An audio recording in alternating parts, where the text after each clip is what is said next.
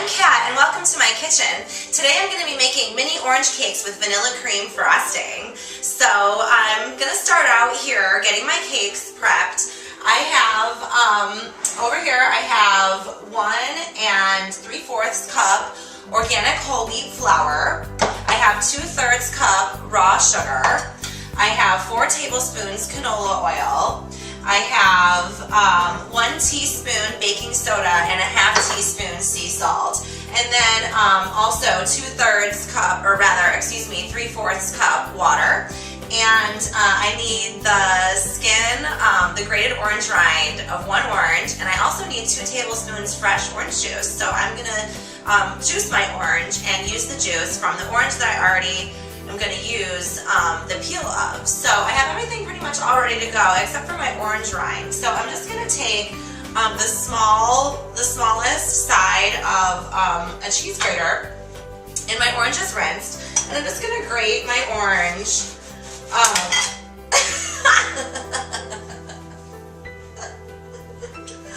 Never a dull moment in the kitchen. So this thing has been on its last legs for a while. And apparently it's reached the breaking point, but it's okay. I'm going to improvise. I'm experienced enough in the kitchen to be able to grate this orange without hurting myself badly on these blades. But hey, what can you do? Okay, so there's my orange rind. Okay, so I have zested the peel of my orange, and now it's time to juice it. So I have this old-fashioned glass juicer I bought at an estate sale not too long ago, so that's what I'm going to use. And I'm just going to cut my orange in half. I find that cutting in half works the best. And I'm just going to juice my orange. It is a little bit harder without the whole peel on it,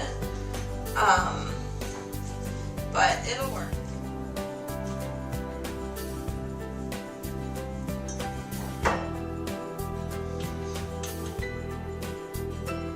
So here's 1 tablespoon.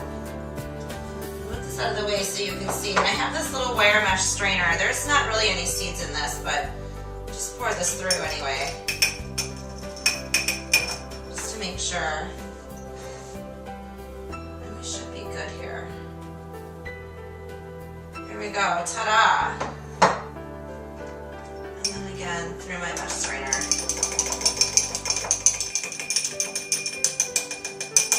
Okay, so now that I have all of my ingredients measured and ready to go, I'm going to start to put my cake together. So first I'm going to add the dry ingredients, and I'm going to sift them together using this wire mesh strainer.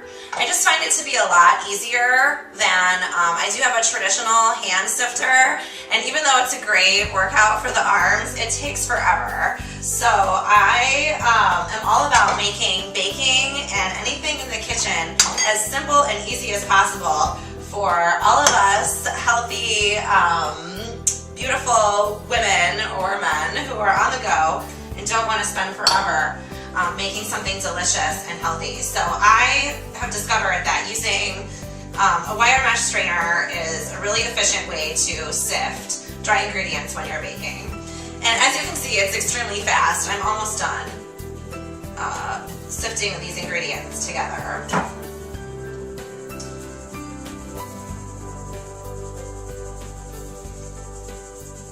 This is a really simple recipe. It doesn't take long at all. So there's just a few granules in the bottom since it's raw sugar and whole wheat. So I'm just going to throw those in. It's no big deal. I'll do a little cleaning here. Okay, so now I'm just going to add the remaining ingredients. Here's my orange juice, my canola oil, orange zest, and I'm gonna scrape that bowl, and my water. I'm just gonna scrape this, make sure I get as much of the orange zest as possible. It is orange cake after all. We want to make sure it tastes like orange. Okay. So I'm just gonna simply blend this together with a fork, and then I'll be ready to fill my cake tins. So this is a really quick, simple recipe. I mean, The prep took no time. You guys saw the most complicated part, which was the zesting and the juicing of the orange, which took no time at all. Just a matter of minutes. So this is something simple you could whip together even if you're in a hurry. And it's a lot of it's like pretty much all ingredients that you generally just have around the house. You can use different kind of vegetable oil if you don't have canola. It's not a big deal. And obviously, you can use prepared orange juice. I just like to use the whole orange. It's only 2 tablespoons, and I don't really buy pre-made orange juice anyway. So, okay, here we go. Here's our batter. And now I'm gonna get my cake tins ready. We'll be back. So I have my mini cake tins ready here, and I'm gonna preheat my oven to 350 degrees. And then I'm just going to really lightly, this is palm oil shortening, and I'm just gonna really lightly grease these with palm oil shortening. And I'm gonna fill them up, not all the way, I'm gonna leave, there's a rim here, I'm gonna leave some room at the top. They will fluff up a little bit in the oven.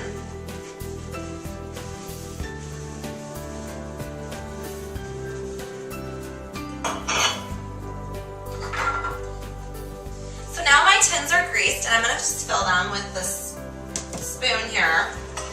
My oven's just now preheating because I always wait until I have whatever I'm baking ready. Before I preheat my oven, just to save energy. It doesn't really take that long for an oven to preheat to 350. It usually works out, I found pretty well, that basically right when I'm ready to put my baked goods in the oven is when it gets preheated. So we'll see if that happens today. Usually it works out really well. So I use these tins a lot. I like the size of a cake that they produce. I think it's a good size for an individual because they can eat it in 1 or 2 sittings. It's a little bit bigger than a regular piece of cake, but it's not so much that it's like overwhelming. I found people really enjoy it. I also find that for parties it's great to serve everyone their own little individual cake. The first time I made this recipe, I made it with my dear friend, and who's a fabulous chef, Kaylin Stanton. She just got married a couple months ago. Anyway, she and I made these, and we made mini little teeny tiny cakes, like almost a miniature cupcake. They were actually miniature cupcake size. We made them for a New Year's Eve party, and they were a huge hit. We'd never made the recipe before. We sort of worked off of a recipe we found in a cookbook, and they turned out to be a big hit. We topped them with the same vanilla cream frosting that I'm going to be making here today, and then we set them out. We had some orange zest, so I'm going to zest some more oranges to put on top just for a garnish and for a little added flavor. People just kept walking by the buffet table all night and popping them in their mouth, and they were a big hit. And I think that with the orange, it's really, really light, so it's not a dessert that people feel guilty about eating a lot of. It tastes light.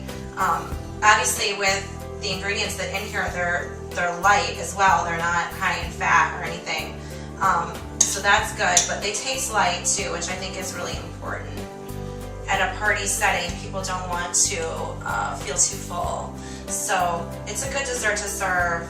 Now that it's getting a little bit warmer too, I think fruit-based desserts, especially citrus fruit desserts, are really nice.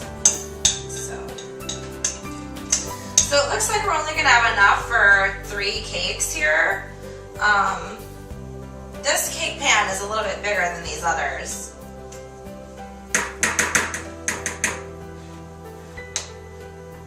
And there we go. And I'll bring the camera over so you guys can see these. And I'm going to taste the batter. You don't have to worry about eating raw batter when you're vegan because there's no eggs or milk or anything bad.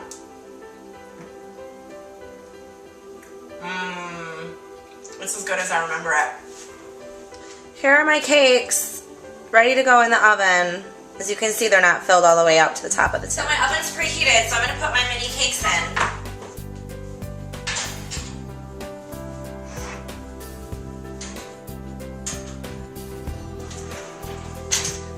And I'm going to set my timer for 20 minutes. I think it's going to end up taking 25 to 30 minutes, but I just like to check frequently to make sure that everything's on. I also did want to add that even though I'm making the mini cakes, that's just for me, for my personal purposes. I like making the miniature cakes. I'm going to give them to a couple different people.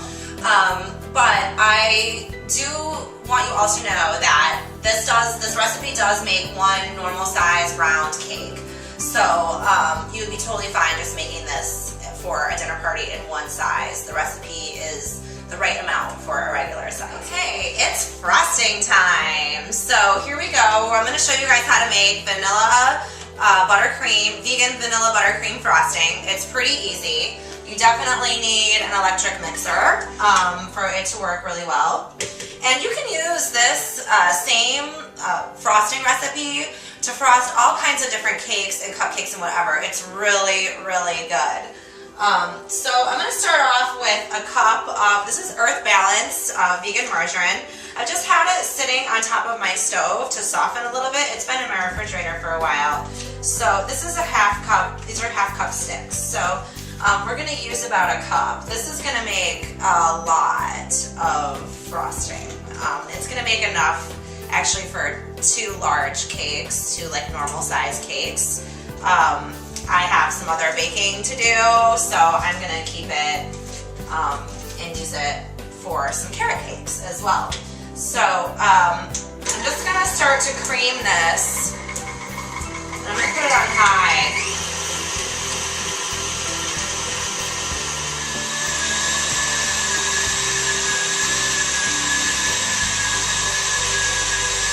Close to being able to add the rest of the ingredients. I want to show you guys what the margarine looks like when it's ready to go. Here's a little peek inside the mixer with the creamed margarine. Okay, so now I'm going to add 1 teaspoon vanilla. Real vanilla, no imitation. I have here about 32 ounces of vegan powdered sugar. There is a difference between regular sugar, regular powdered sugar, and the vegan versions of both of those. So if you want more information about that, if you are a vegan or even a vegetarian, you should really look up online what the difference is between regular sugar, refined sugar, and the vegetarian versions of sugar. I'm not going to get into it right now, but it's definitely something you need to investigate if you are a vegetarian, especially if you are concerned about animal rights. Okay, so, oh, that's my timer. The cakes are not quite done. They need a couple more minutes. I can tell just by looking at them. I don't have to test them. So I'm going to give them 5 more minutes. And I'm going to finish my frosting. Okay, so I added, I don't know, probably like a couple cups of that.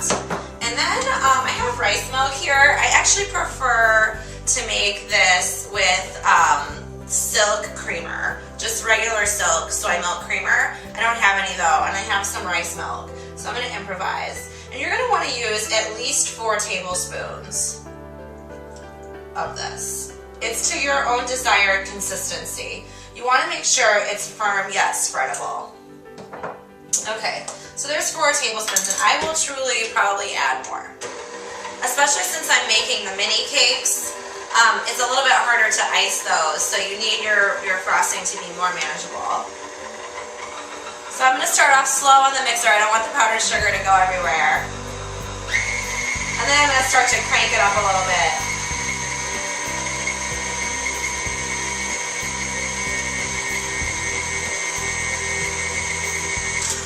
Pausing every once in a while and scraping the sides.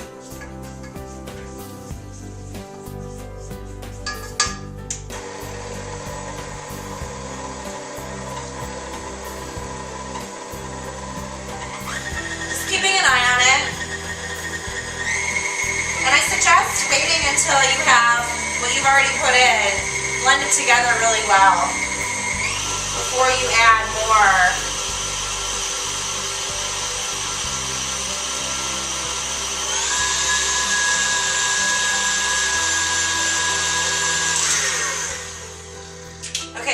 add more powdered sugar now.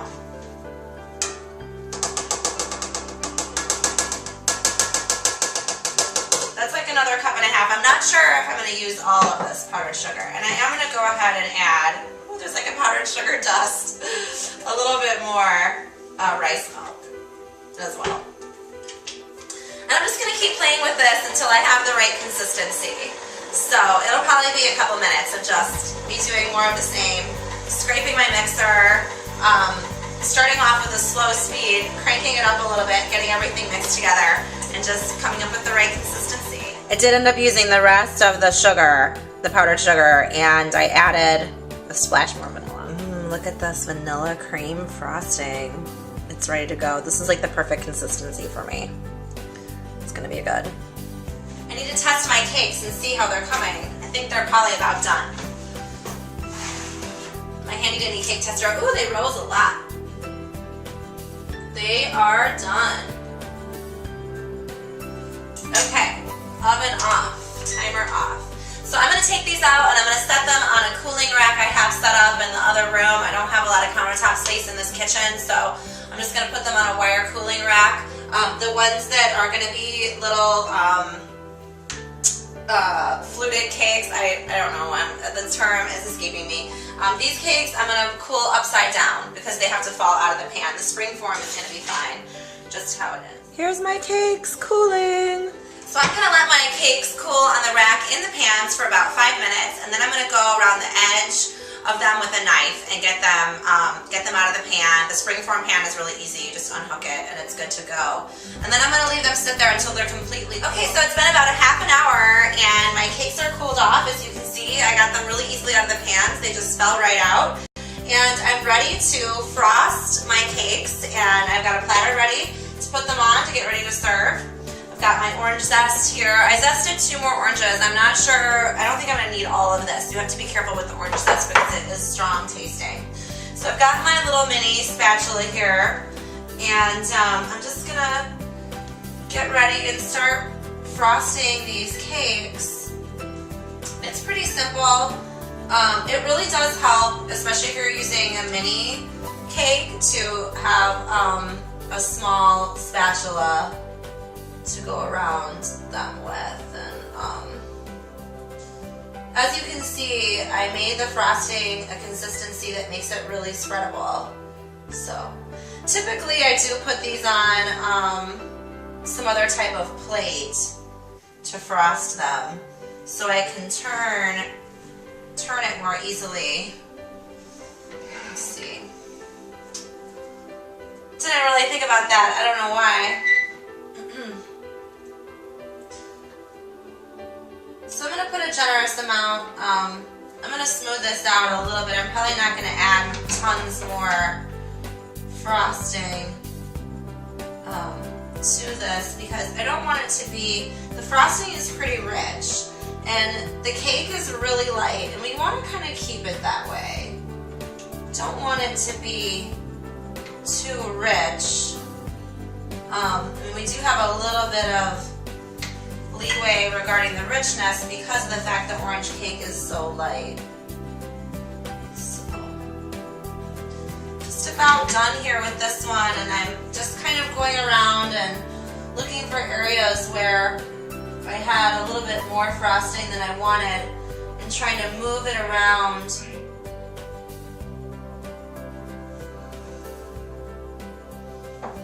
Okay, let's look that over.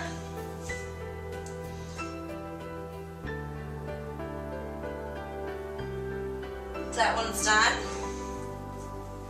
Okay, so I've got my beautifully frosted little mini cakes here. I have to say that miniature spatula is the key to getting these guys frosted. It's so helpful having the right tools in the kitchen. It's not exactly always totally necessary. You can do a lot with some pretty basic tools. I did a lot of cooking in my boyfriend's kitchen this week.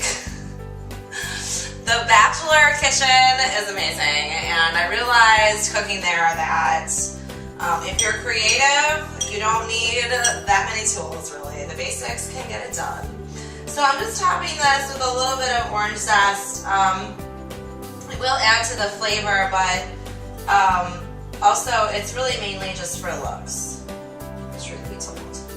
So, we're just going to top this, and then I'm going to put them on my serving tray, and they'll be ready to go for the party. Not that I'm having a party, but if I was having one, they would be ready for the party. Look at those. Don't they look yummy? They are, I promise. So thanks so much for stopping by Kat's Kitchen today. That's it for this baking edition. I appreciate you guys tuning in and learning how to bake an orange cake with vanilla cream frosting. I hope you can use this recipe for your next dinner party or special event. Be sure to check out my blog, catshealthyhome.typepad.com, for more simple yet delicious vegan recipes. Have a great day.